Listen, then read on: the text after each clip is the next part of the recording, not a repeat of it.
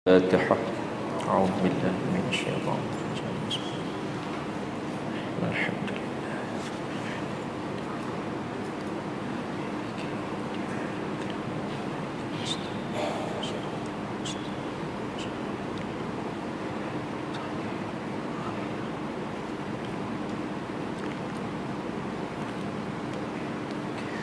أعوذ بالله من الشيطان الرجيم. بسم الله الرحمن الرحيم. الحمد لله نحمده ونستعينه ونستهديه ونستغفره ونعوذ بالله من شرور أنفسنا ومن سيئات أعمالنا. من يهده الله فلا مضل له ومن يضلل فلن تجد له وليا مرشدا. أشهد أن لا إله إلا الله وحده لا شريك له ونشهد أن سيدنا محمدا عبده ورسوله.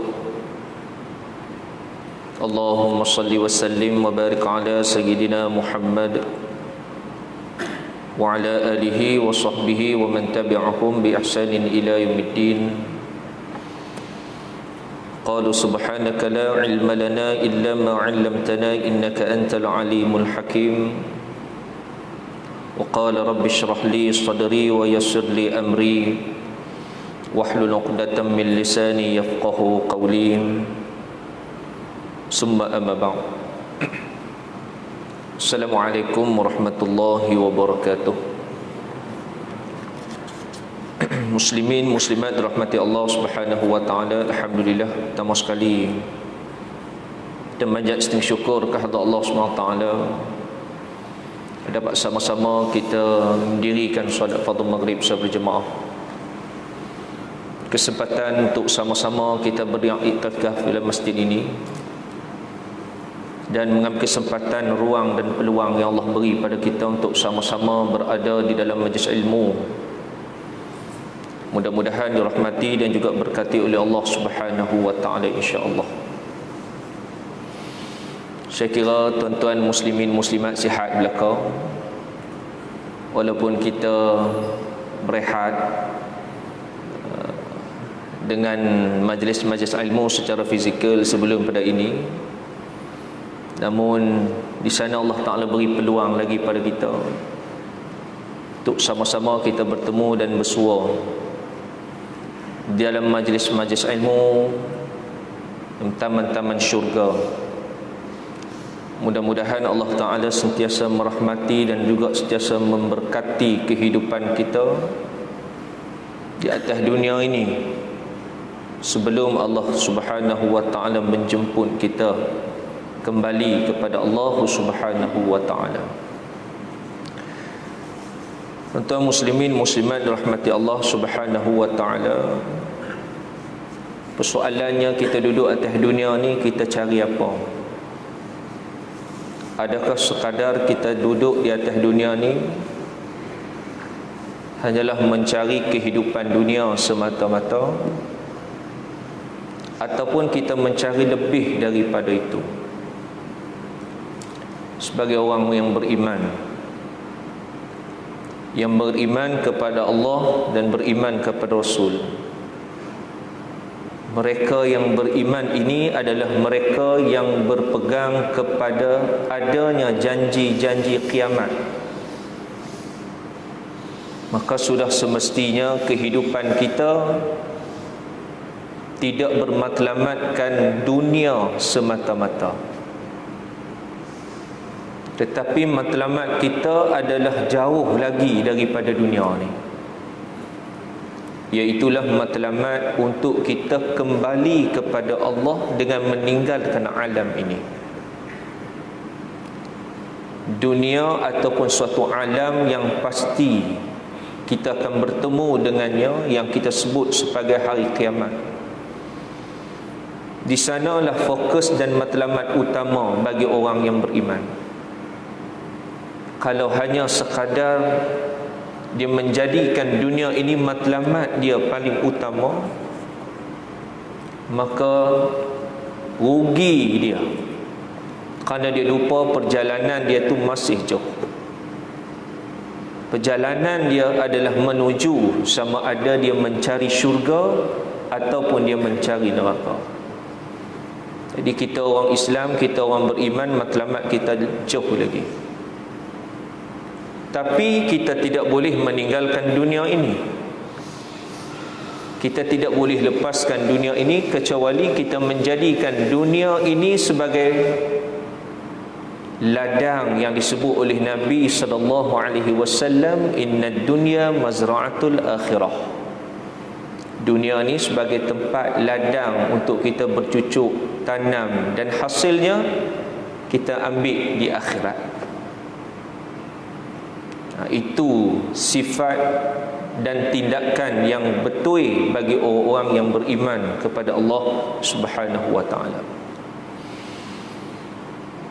Dalam hadis Nabi sallallahu alaihi wasallam yang saya nak bawa pada tuan-tuan pada malam ini, bagi membicarakan tentang kemanisan iman, tanda dan alamat orang-orang yang beriman, yang dia bukan hanya sekadar beriman begitu sahaja, tetapi dia berusaha mencari iman yang hebat, yang tuntas, sehingga menjadikan dia orang yang manis, mencapai kemanisan iman dalam setiap kehidupan dia kepada Allah. Dalam satu hadis Nabi, InsyaAllah kita bicara pada malam ini. An Anas bin Malik radhiyallahu anhu anna Rasulullah sallallahu alaihi wasallam qala salasun man kum fihi wajada bihinna ta'mal iman. Kata Anas, daripada hadis ini diriwayatkan pada Anas bin Malik, dia berkata bahawa sungguhnya Rasulullah sallallahu alaihi wasallam bersabda. Nabi kata apa? 3 jenis orang yang ada padanya, kalau 3 perkara ni ada pada seseorang itu, kata Nabi, maka padanya itu wajada bihinna ta'mal iman, nescaya dapati dengan dia kesedapan iman. Ada 3 benda ni dia buat, dan 3 perkara inilah yang dia lakukan, menyebabkan dia ni orang yang telah mencapai kemanisan iman. Apa dia yang Nabi nak habaq kat kita? Nabi nak sebut, Nabi nak bagi tahu kat kita ni apa dia? Yang pertama Nabi sebut, man kana Allah wa rasuluhu ahabba ilaihi mimma siwahuma. Yang pertama, kata Nabi sallallahu alaihi wasallam, siapa-siapa yang menjadikan Allah dan Rasul ahabba ilaihi mimma siwahuma, siapa-siapa di kalangan mereka, yakni orang beriman, orang Islam, yang dia jadikan Allah dan Rasul itu yang dia paling sukai, yang dia paling cintai dalam kehidupan dia, dan dia tidak akan berpaling daripada keduanya. Dia tak cari hak lain dah, melainkan hanya Allah dan Rasul saja yang duduk dalam hati dia, yang duduk dalam fikiran dia, yang duduk dalam setiap tindak tanduk dia. Maknanya dia menjadikan kehidupan dia itu hanyalah pada Allah dan Rasul. Kata Imam Nawawi rahimahullahu ta'ala, yang dimaksudkan dengan menjadikan Allah dan Rasul itu sebagai tempat untuk dia menyatakan kecintaan dia itu, iaitulah sejauh mana dia melaksanakan perintah Allah dan Rasul sehingga dia merasakan manisnya bertuhan dan manisnya beragama. Ada tak cara tu kita duduk dalam agama ni,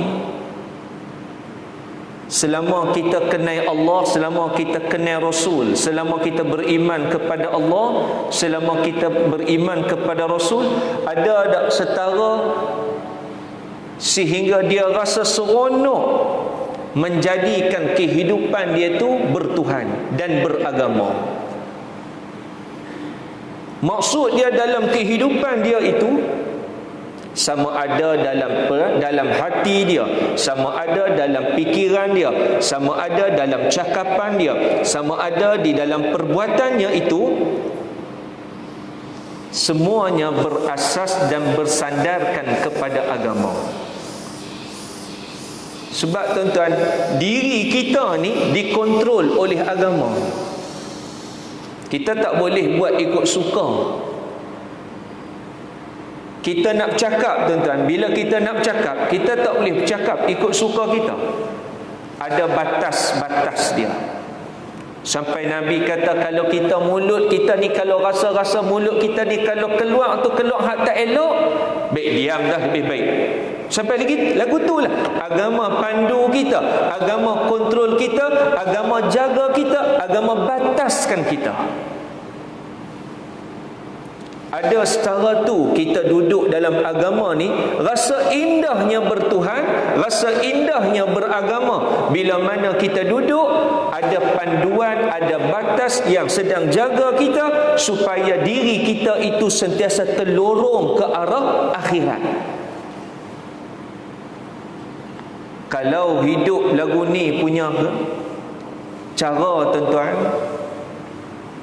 kalau beginilah kehidupan kita atas dunia, disebabkan kerana dia kasih dan cinta kepada Allah dan Rasul, dia tidak akan berpaling selain daripada Allah dan Rasul.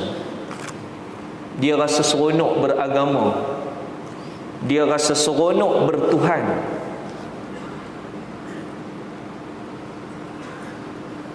Dia rasa, tuan-tuan, kalau dari sudut ibadah, tuan-tuan, dia rasa tak seronok kalau tak solat. Kalau dah solat, rasa tak sabar nak solat pula. Lagu tu. Makna dia hubungannya dengan Allah Subhanahu wa ta'ala itu sangat dekat dan sangat hampir. Dan kata tuan kitab, kalau tuan-tuan, saya terujuk kitab saya ni lah. Tuan kitab kata, sehingga dia merasakan dekat dengan Allah. Sehingga dia rasa dia dekat dengan Allah Subhanahu wa ta'ala. Dalam setiap apa amal ibadah yang dia buat, dia rasa dekat dengan Allah. Sebab itulah tuan-tuan muslimin muslimat dirahmati Allah Subhanahu wa ta'ala, duduk dalam agama ni, jadi orang Islam ni bukan sekadar bagi jadi nama Islam je. Kalau bagi jadi nama Islam saja, simple, orang tak marah kat kita. Orang tak akan marah kita, orang tak akan musuh kita, orang tak akan menentang kita, orang tak akan lawan kita, orang tak akan perang kita. Kalau takat jadi orang, kalau takat Islam tu cukuplah jadikan diri kita Islam. Kalau takat tu saja, tuan-tuan, orang tak akan benci kita, orang tak akan musuh kita. Bahkan kalau Nabi SAW sendiri ketika menyampaikan wahyu, kalau takat cerita Islam itu kok jadi Islam, kau nak buat apa buat ikut suka, dan rasa-rasa Abu Jahal, Abu Lahab tak lawan Nabi, yang bilah. Kalau takat Islam cara tu saja. Tapi Nabi SAW bila dia menyampaikan Islam, bila dia menggerakkan dakwah, yang menyebabkan orang tak suka kat Nabi, yang menyebabkan orang musuh dengan Nabi, dengan sebab apa? Sebab Nabi dia datang bukan dia suruh orang jadi Islam saja kemudian diam. Tak. Ada benda yang kita kena buat. Apa dia? Kena ada rasa bertuhan kepada Allah. Bila rasa bertuhan kepada Allah, tu yang panas Abu Jahal, tu yang panas Abu Lahab. Sebab selama ni mereka bertuhankan selain daripada Allah. Mereka cari lain daripada Allah, sehingga menyebabkan apa berlaku? Sehingga menyebabkan mereka menentang Nabi SAW. Sebab tu tuan-tuan, bukan benda yang kita boleh pandang ataupun kita boleh ambil mudah. Bila jadi ataupun bila meletakkan diri kita sebagai orang Islam, bukan mudah untuk kita meletakkan diri kita orang Islam lagu tu saja. Tak, melainkan untuk kita mengenal Allah Subhanahu wa taala. Sebab itu nak menjadikan kita ni seronok dengan kemanisan ini, benar-benar keyakinan kita, keimanan kita kepada Allah dan Rasul tu adalah keimanan yang kukuh, yang jitu, yang padu. Sehingga kan bila Allah suruh, Nabi suruh, sama ada benda tu tawa'aw wa karha, benda tu benda yang dia suka ke dia tak suka ke, benda tu berat ke benda tu susah ke, dia tetap buat. Dia tetap buat. Benda hak senang dia buat, benda hak payah, hak susah, dia tetap buat. Walaupun benda tu dia tak boleh nak buat, tapi dia buat juga. Ini nahabaknya tentang dimaksudkan dengan menjadikan Allah dan Rasul itu lebih yang dia sukai. Dia tak pandang lain kecuali dia mendahulukan Allah, dia mendahulukan Nabi. Kalau orang azan, yang mana dulu kita nak utamakan? Kalau orang yang mempunyai kemanisan iman dalam beribadah, dalam keimanan, dia nak dulu hak mana? Dia nak tunggu panggilan orang ataupun panggilan manusia ataupun panggilan Allah. Jadi orang yang mencapai kemanisan iman dan orang yang pasti akan mencapai kemanisan iman, maka dia akan mulakan ataupun dia akan dahulukan hak Allah. Dia ambil benda yang Allah perintah, yang Allah suruh itu, dia letak di depan. Hak tuntutan duniawi dia letak kemudian dulu. Kita ni tuan-tuan muslimin muslimat dirahmati Allah, kita ni bukan standard kita. Kalau Allah suruh kita ni, benda kita ni bukanlah sampai nak benda nak payah. Kalau Allah suruh kita semayang, simple ya, start motor main lah, habis ya, bukan payah pun. Ya. Zaman Nabi ataupun zaman dahulu ataupun tempat-tempat yang payah,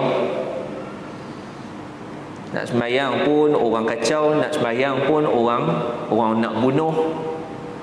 Zaman Nabi sembunyi-sembunyi dulu, nak semayang sembunyi-sembunyi dulu, kan payah pun. Payah dulu, zaman lah tak payah pun. Jadi benda ni lah kadang-kadang kita lupa, sehingga menyebabkan kita makin jauh dengan Allah. Sebab itulah kita rasa bila kita beragama ni, kita rasa akhir sekali kita rasa, aku buat amalan ni apa yang aku dapat? Dia gitu. Padahal semua yang Allah berikan kepadanya adalah semua yang akan dijanjikan ataupun yang telah dijanjikan oleh Allah Subhanahu wa taala. Ada sahabat ni dengan sebab kerana janji, kerana dia kasih pada Allah dan Rasul, dia dahulukan hak. Walaupun Allah panggil dia pergi berjihad, walaupun Nabi panggil dia keluar pergi berjihad, pergi berjihad tuan-tuan, bukan pergi keluar sembahyang, pergi keluar berjihad dengan sebab kerana mendahulukan tuntutan Allah. Pasal apa? Sebab sahabat ni kemanisan iman mereka dalam menurut perintah Allah tu sangat tinggi. Hebat. Kalau kita baca kisah para sahabat ni, seorang-seorang sahabat ni ada kisah-kisah mereka yang tersendiri, yang kadang-kadang kita fikir, lagu mana sahabat boleh dapat ketinggian iman mereka dalam mentaati Allah. Pergi berjihad tuan-tuan, bukan pergi mana, pergi berjihad. Ada sahabat Hanzalah umpamanya, baru menikah Hanzalah tu baru menikah, tapi sebab ada seruan jihad, pergi jihad dia. Kita kalau ada pengantin baru lagu tu kemas kan. Baru habis lepas PKP, ramai lah panggilan nuri ni. Tapi malam pertama pun bukan nak cerita malam pertama tu. Malam pertama tu miss subuh. Allah. Malam pertama terlepas subuh. Tahu. Ibadat kita tu dah rosak dah. Ibadah tu tak tahu. Kalau kita bicara bab ibadah sahabat dan sebagainya, hebat depa. Abdul Rahman bin Auf. Abdul Rahman bin Auf ni tak pernah tinggal sembahyang subuh dengan Nabi SAW. Tak pernah tinggal. Sepanjang Nabi hidup, tak pernah tinggal sembahyang subuh dengan Nabi. Tak pernah tinggal sembahyang subuh dengan Nabi ni tuan-tuan. Bukan main masbuk. Mai tu takbiratul ihram dengan Nabi. Maknanya tak pernah masbuk. Tapi ada kisah Abdul Rahman bin Auf satu hari. Satu hari Abdul Rahman bin Auf dia terlewat datang subuh. Bila mana rombongan perniagaan dia, kita tahu Abdul Rahman bin Auf ni businessman. Bila mana rombongan perniagaan dia sampai daripada Syam. Bila sampai rombongan tu nak dekat subuh. Bila sampai nak dekat subuh, maka dia keluar rumah dia dah, tapi dia lencong pergi tengok sat tang situ. Lencong pergi situ sat. Pergi tengok unta dia ada 500 ekor. Tiap-tiap belakang ekor unta tu ada segala keuntungan, kekayaan perniagaan yang dia bawa balik. Dan tiap-tiap ekor 500 ekor unta tu, tiap-tiap ekor itu dikawal dan dijaga oleh seorang hamba. Hamba tentang bukan khadam, hamba. Makna dia tiga-tiga jenis hak mai tu semua hak dia punya. 500 ekor unta hak dia. Tiap-tiap keuntungan yang ada di belakang unta 500 ekor tu hak dia. Hamba ni pemilikan. Hamba 500 orang yang jaga 500 ekor unta ni hak dia. Bila dia tengok lagu tu, dia teralik sikit, akhirnya dia baru perasan subuh. Gegah Abdul Rahman bin Auf. Abdul Rahman bin Auf pergi. Takut nanti terlepas takbiratul ihram dengan Nabi subuh. Bila sampai di situ tuan-tuan, tengok Nabi SAW dah rokok. Nabi dah rokok. Akhirnya masuk Abdul Rahman bin Auf rokok. Dapat rakaat dah tuan-tuan. Kalau kita ambil tang rokok dengan imam, dapat rakaat kan? Dapat. Masbuk rakaat dah? Tak masbuk rakaat. Maknanya nanti beri salam sama habis. Jadi dia pun rokok, mayang dengan Nabi sampai habis. Bila habis mayang, menangis Abdul Rahman bin Auf. Abdul Rahman bin Auf menangis kan? Nangis pasal apa? Nangis sepanjang dia semayang dengan Nabi, hidup Nabi semayang, sepanjang dia semayang, dia tak pernah miss terlepas takbiratul ihram dengan Nabi. Tapi hari itu dia terlewat, menyebabkan dia terlepas. Bila terlepas, menangis, habis semayang menangis kan? Bila menangis, dia pergi kat Nabi. Dia mengadu pada Nabi SAW. Nabi kata dia kelingan badah. Tapi memang bukan perangai Abdul Rahman bin Auf. Bukan perangai Abdul Rahman bin Auf tuan-tuan. Yang tidak yang terlewat dalam solat dengan Nabi ni. Bukan perangai dia, cuma hari itu je. Akhirnya tuan-tuan dia menyesal. Ni orang yang iman dia ni ada dalam hati tu. Iman tu tuan-tuan, subhanallah, kita tak boleh nak capai. Apa Abdul Rahman bin Auf buat tuan-tuan? Abdul Rahman bin Auf ni dia balik pi tempat dagangan hak yang mai tu. Apa yang dia buat? Dia sedekahkan seluruh harta dia yang ada di belakang unta tu. Waktu turun sedekah habis semua. Nak tebus sebab dia tak sempat lewat tu. Dia pergi mengadu pada Nabi, ya Rasulullah, saya buat bagian-bagian. Saya buat bagian-bagian ya Rasulullah. Nabi kata apa? Tak cukup. Tak cukup. Balik Abdul Rahman bin Auf nak tebus lagi. Dia infak semua 500 ekor unta. 500 ekor unta, seekor unta zaman dulu macam kereta pun dah. Lamborghini. Zaman tu ada unta tu kaya sungguh. Ada 500 ekor unta pula. Hak yang baru sampai daripada Syam. Baru sampai tuan-tuan. Sedekah semuanya. Pergi jumpa Nabi, cerita, ya Rasulullah, saya buat bagian-bagian, saya buat bagian-bagian. Nabi kata tak cukup. Tak cukup ya tuan. Balik, tinggal 500 orang hamba dia. Apa dia buat? Dia merdekakan semua 500 orang hamba dia. Dia merdekakan semua. Apa jadi pada dia tuan? Hak yang keuntungan perniagaan yang datang daripada Syam, sekupang pun dia tak ambil.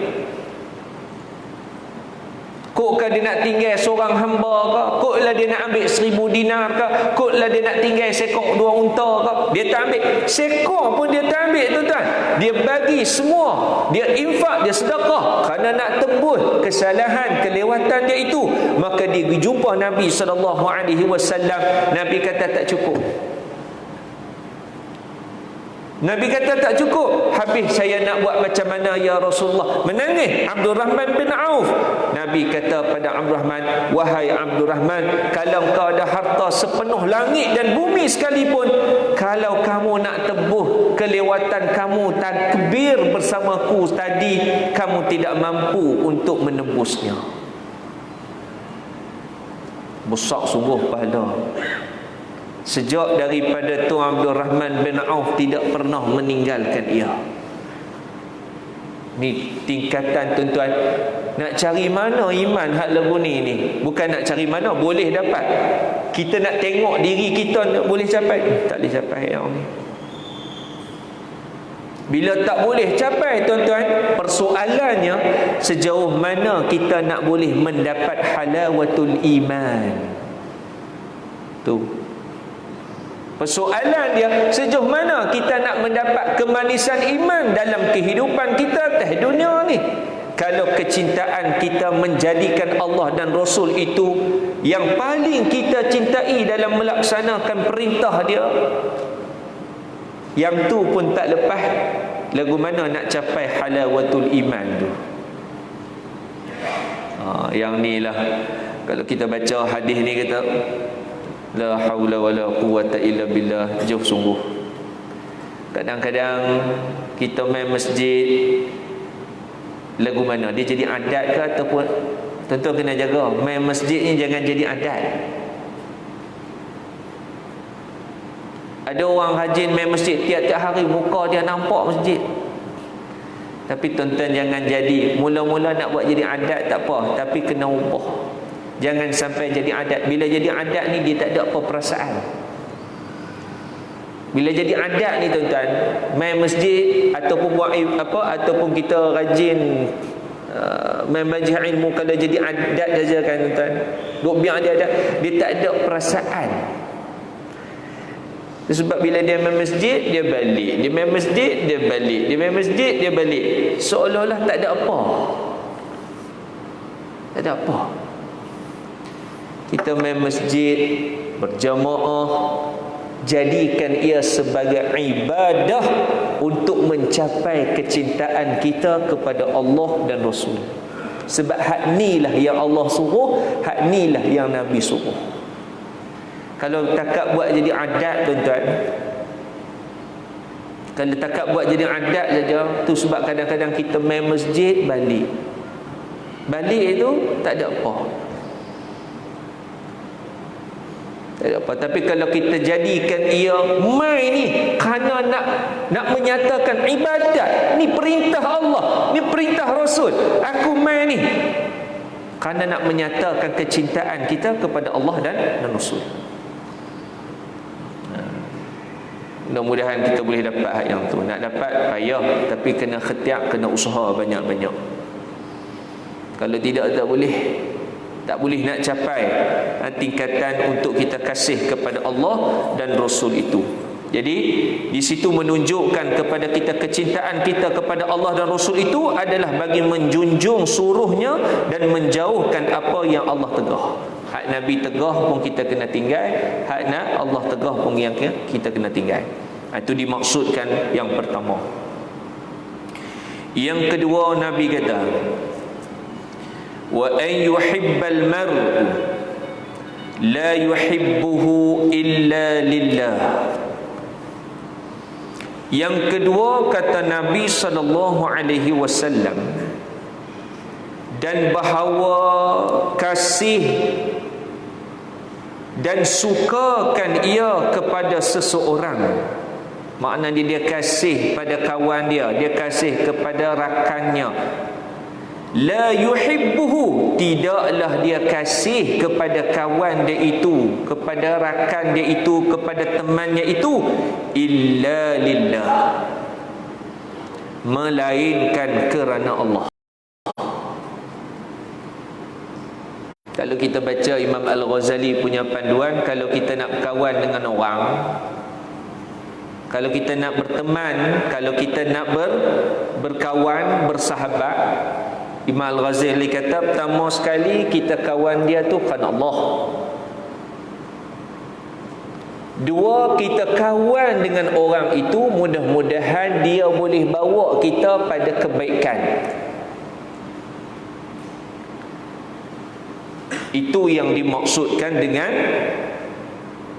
mengasihi rakannya, mengasihi kawannya. Dia kawan, dia ada teman, dia kasih pada kawan dia, dia suka pada kawannya. Sebab apa? Kerana Allah. Cari kawan yang kawan boleh bawa kita pada syurga. Kita kalau nak tahu hati budi kawan, musafir dengan dia. Kita musafir dengan dia, baru kita tahu hati budi kawan. Kalau dia ajak kita pada kebaikan, dia ajak kita kepada pada benda yang soleh, yang baik, kita selamat di dunia dan kita selamat di akhirat. Jadi kita bukan kawan untuk merosakkan dia ataupun berkawan merosakkan kita. Imam Al-Ghazali kata, kalau kita kawan dengan orang tu dia merosakkan kita, wajib pisah. Maksud dia tak kawan tak apa, kerana bimbang kita pun rosak. Maka berkasihlah kita dengan seseorang itu kerana Allah. Bila kasih seseorang itu kerana Allah, kita akan sentiasa menjaga diri kita, dan kita boleh jaga kawan kita itu supaya kita ni kembali kepada Allah, ataupun kita boleh ajak benda yang kebaikan. Kita kawan dengan orang, kita tarik dia main masjid. Ada seorang tanya kepada seorang ulama, ada cerita, ada kisah, ada cerita zaman kita lah juga. Bila ditanya pada dia, bila dia tanya tok guru dia, Bila dia tanya tok guru dia, saya ni ada kawan, saya ni ada kawan tok guru, tapi kawan saya ni dia tak suka sembahyang, dia tak sembahyang. Apa hukum dia? Dia tanya itu. Dia tanya lagu tu. Dia tanya apa hukum kawan dia tu tak sembahyang. Dia tanya kat tok guru dia ni. Kalau tuan-tuan, orang tanya tuan-tuan macam tu, tuan-tuan jawab apa? Tuan-tuan, saya tanya tuan-tuan, saya ni ada kawan, tapi kawan saya tak sembahyang. Apa hukum dia? Sebab dia tanya hukum kan? Tuan-tuan akan jawab apa? Tuan-tuan sahih duk mengaji sakan pula. Oh, dia ni memang tak boleh pakai ni. Kan? Sampai tak sembahyang dia orang Islam. Apa? Tak sembahyang boleh jadi kafir. Bubuh tu terus. Mengaji pula 30 hari, 30 malam, 30 ustaz. Kemah kan? Orang tanya lagu tu, dia jawab pun kemah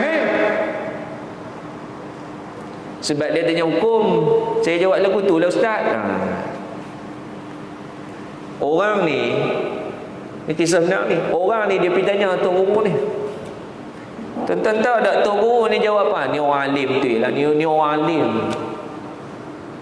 Bila dia tanya pada tu kat tok guru dia, tok guru kata hukum dia, hang pegang tangan dia, hang tarik dia main masjid.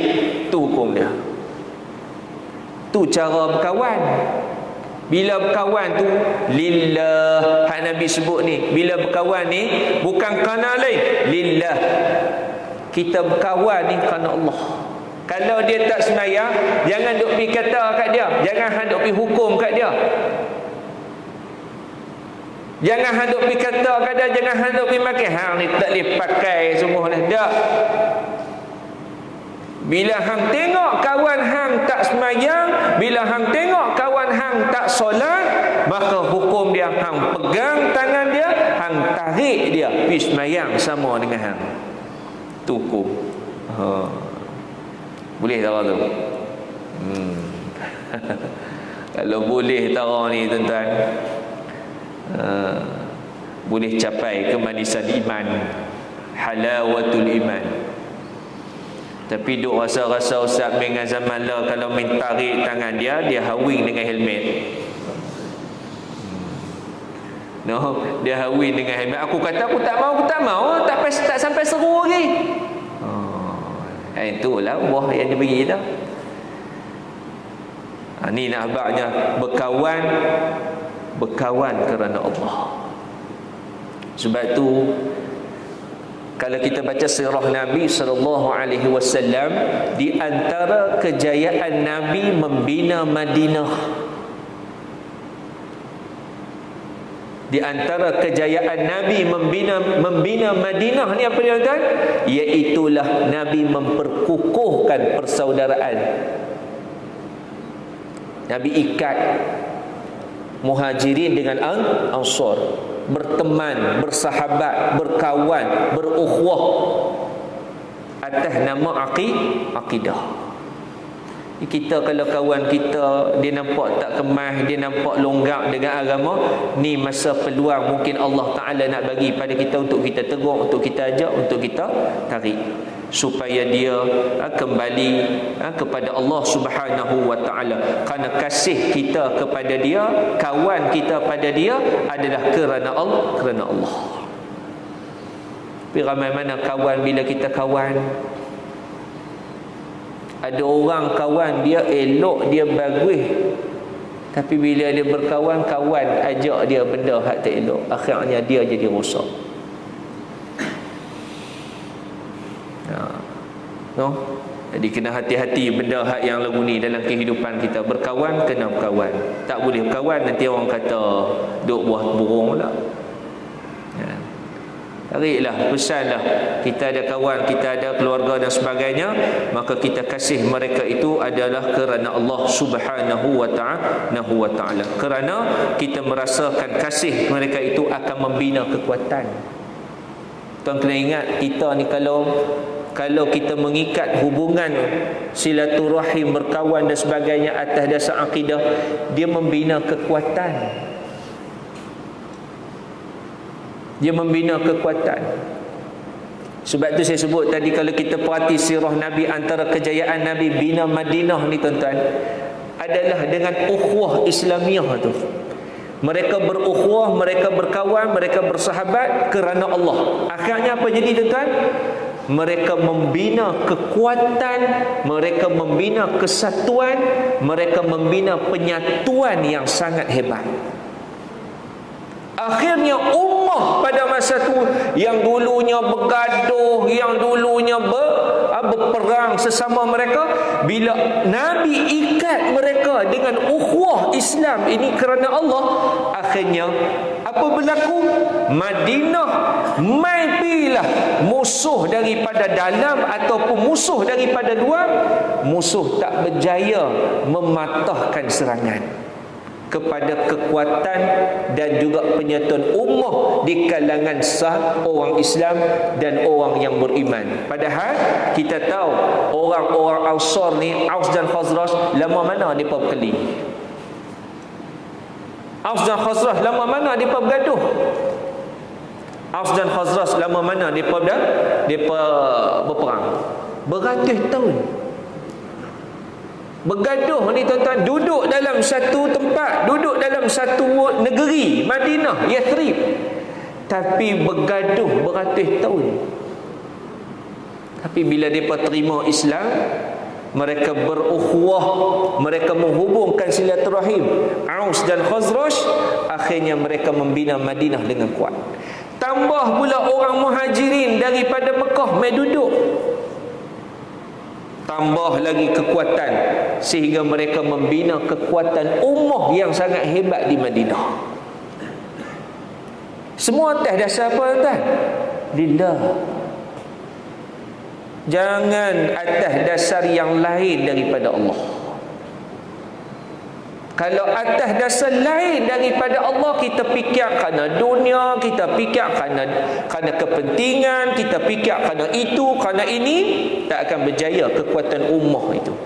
Ummah ni musuh akan masuk senang ya. Tapi kalau kita bina itu kerana Allah, ikhlas sungguh-sungguh, tiap daripada kita ikhlas sungguh-sungguh nak bina kekuatan ummah itu kerana Allah, kerana Islam, InsyaAllah musuh main pilah daripada depan, belakang, kiri, kanan, atas, bawah, dia tak mampu untuk merobohkan kekuatan tu. Ni hebat. Yang akhir kata Nabi SAW, wa an yakraha an ya'uda fil kufri ba'da idh anqadhahu Allah min kama yakrahu an yuqdhafa fin nar. Ketiga kata Nabi SAW, dan bahawa ia benci kembali kepada kekufuran daripada waktu yang dilepaskan oleh Tuhan daripadanya, sebagaimana benci ia dilempar dalam api neraka. Yang ketiga kata Nabi SAW, kemanisan itu dapat dicapai apabila dia rasa benci dengan kekufuran. Dia benci nak mendekat ataupun nak menghampiri perkara-perkara kufur kepada Allah Subhanahu wa ta'ala. Benda kufur, benda yang sangat dibenci. Rasa nak buat benda kufur ni, rasa macam kita benci kalau Allah lempar kita ke dalam neraka. Allah nak lempar kita masuk dalam neraka ni, kita tak suka. Macam itulah kita kena rasa duduk atas dunia, kita benci nak buat benda kufur. Tuan kena jaga hal ni. Kadang-kadang kufur ni tersembunyi. Benda-benda kufur ni kadang-kadang kita tak perasan kita buat benda kufur, tapi itulah yang merosak dan membahayakan kita di hari akhirat. Tak sembahyang ni tuan-tuan kufur. Tak sembahyang. Sebab tu jangan sampai dalam rumah kita tak ada orang yang tak ada orang yang jangan sampai dalam rumah kita tu ada yang tak sembahyang. Kufur. Tapi ramai mana orang Islam hari ni tak sembahyang? Puasa nombor 1, sembahyang tak? Man taraka as-salah muta'ammidan faqad kafara jihara. Jelas kan Nabi sebut, simple.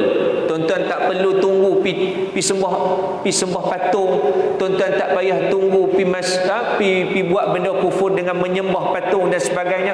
Tak payah tunggu hak yang tu pun tak tua tuan-tuan. Tuan-tuan baca hadis ni pun dah dahsyat dah. Man taraka as-salah muta'ammidan faqad kafara jihara. Barang siapa yang meninggalkan salat muta'ammidan, saja-saja dia tinggal salat, saja-saja tinggal solat, tak buat solat, tinggal solat, bahkan dia merasa benda tu tak ada masalah pun, aku tinggal solat tak ada apa pun, okey aku tinggal solat okey tak ada masalah, hidup okey orang lain sembahyang kena covid mati, dibuh tang itu. Aku tak sembahyang okey sampai dia rasa benda tu tak ada apa masalah, muta'ammidan. Bukan sebab kerana dia gila, bukan sebab kerana dia itu dan ini, tak, bukan, muta'ammidah saja, faqad kafara jihara. Sungguhnya dia kufur, dia telah melakukan kufur yang nyata. Perbuatan kufur ni tuan-tuan, kalau tak jaga sungguh-sungguh, tak pelihara sungguh-sungguh, kita tak jaga diri kita sungguh-sungguh daripada perbuatan kufur, boleh menyebabkan kita ni tak perasan kita buat benda kufur. Hati-hati dalam benda kufur ni. Kufur dalam perkara akidah lagi bahaya. Baru ni orang bicara kesamaratan apa nama agama ni, apa dia? Agama tu sama ya. Tak betul. Tak boleh. Kita orang Islam, al-Islam ya'lu wa la yu'la alaihi. Islam ni agama dan dia tak ada agama yang paling tinggi melainkan Islam. Di agama lain tu tak boleh. Nak boleh sama tak boleh. Islam tu yang di sisi inna dina 'indallahi Islam.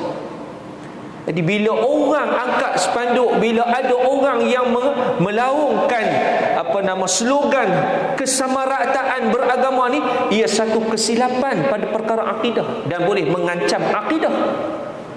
Bahaya. Kita tak perasan benda tu adalah merosakkan, tapi kita duk seronok sebab kita rasa toleransi. Dalam Islam memang suruh kita bertoleransi, tetapi bukan dalam perkara akidah. Perkara akidah tak boleh kompromi. Tapi bertoleransi dalam sifat masyarakat, dalam hubungan, tu tak apa. Kita berbaik, kita bertolong menolong, tu tak apa. Kita memberi perhatian kepada dia kalau dia miskin dan sebagainya, bertoleransi.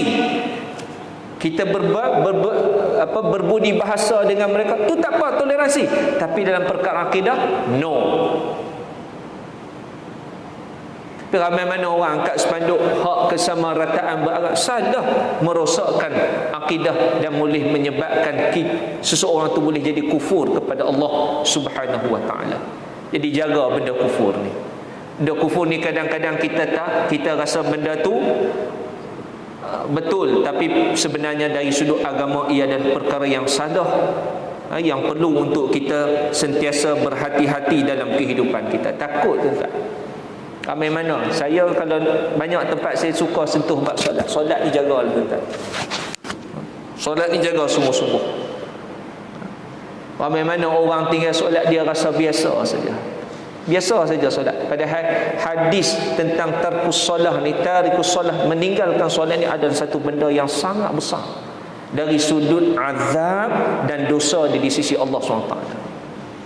Jangan tunggu bila dah dewa usia baru kita nak solat. Berapa ramai pengalaman saya mengajak 17-18 tahun Masjid Surau, tuan-tuan. Orang tua yang mai jumpa banyak cerita tentang penyesalan dia tak solat dulu-dulu. Nak buat conclusion, nak buat lagu mana ustaz?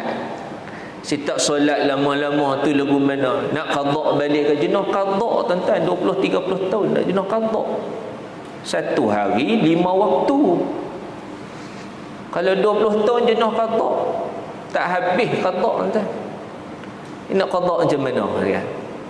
Jenuh jawab kita, hak ustaz pun jenuh nak jawab pula dah. Jaga solat, tuan-tuan. Jangan sebab dengan solat itu kita dimurkai oleh Allah Subhanahu wa taala.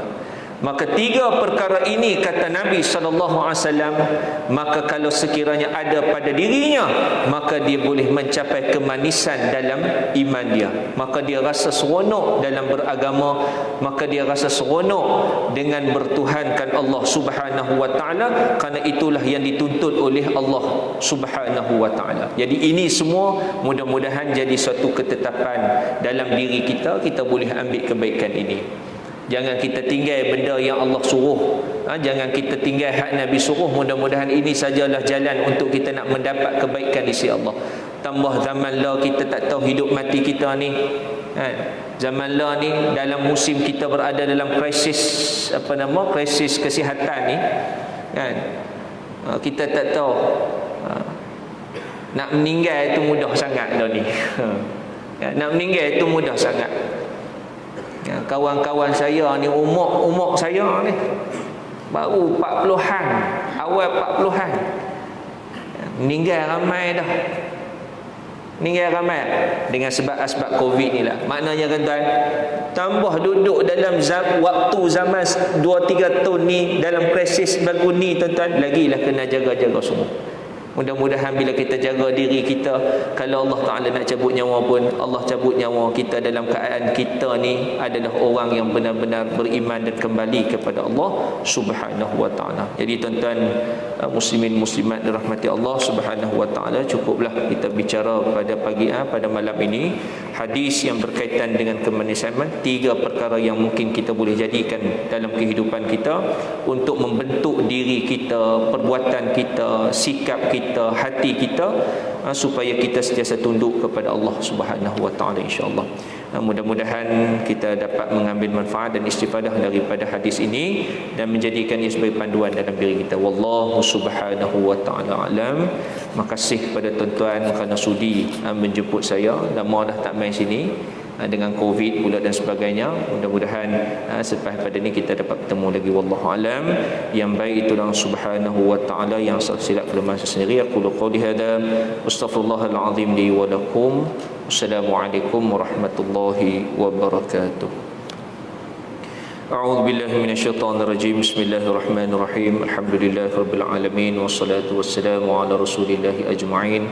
اللهم اجعل جمعنا هذا جمعا مرحوما وتفرقنا من بعده تفرقا معصوما. اللهم افتح علينا باب كل خير كما فتحته لأنبيائك وأوليائك على عبادك الصالحين.